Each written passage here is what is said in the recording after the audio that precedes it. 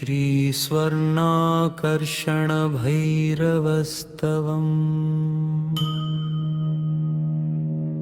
ॐ भैरवाय नमस्तम्। स्वर्णवर्णविराजन्तं भक्ताभीष्टप्रदायकं शान्तरूपं महावीरं भैरवं प्रणमाम्यहम्।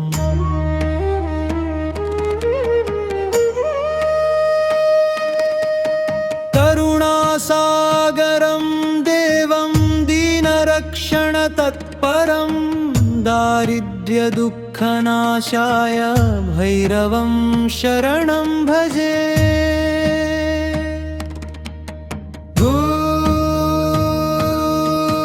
शरणं भजे शरणं भजे शरणं भजे शरणं भजे।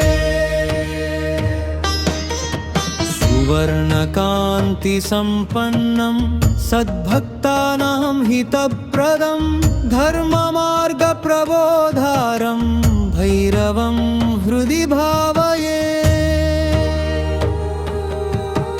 अन्धकारविनाशाय ज्ञानदीपं प्रकाशय। भयशोकविनाशाय भैरवा मामनुग्रह। लोभमोहविनिर्मुक्तं शान्तचित्तं प्रदेहि मे धर्मार्थकाममोक्षाण मार्गदर्शी भव प्रभो। सुवर्णाकर्षणाधीश शुभसम्पत्प्रदायक अन्नवस्त्रसमृद्धिं च भक्तानां देहि भैरवा। गृहे गृहे शुभं देहि हृदये भक्तिमेव च कुटुम्बानां क्षेममस्तु भैरवा तव सन्निधौ। आपदां परिहर्तारम् आश्रितानां दयाकरं सत्यधर्म परित्राणं भैरवं नित्यं भजे।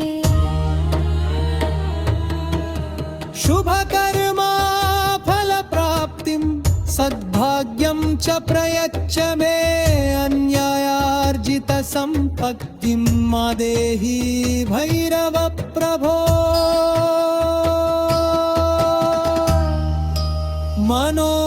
मनोवाक्काय शुद्धिं च निर्मला भक्तिमेव च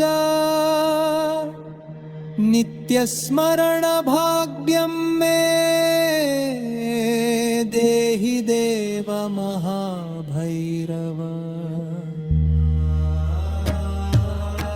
स्वर्णकान्तिसमाभास करुणामय भैरव भक्तहृदयंलो नित्यं दीपमై वेलुगुंदुमा। स्वर्णाकर्षण भैरवाय करुणास्वरूपाय नमः। भक्तानुग्रहदात्रे महाभैरवाय नमः। सर्वे जनाः सुखिनो भवन्तु।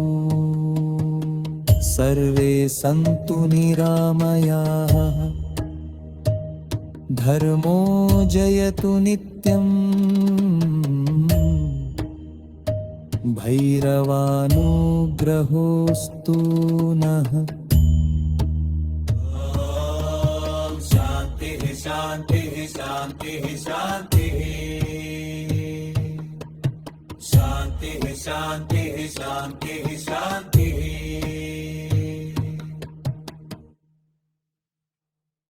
జై స్వర్ణాకర్షణ భైరవ అని కామెంట్ చేయండి.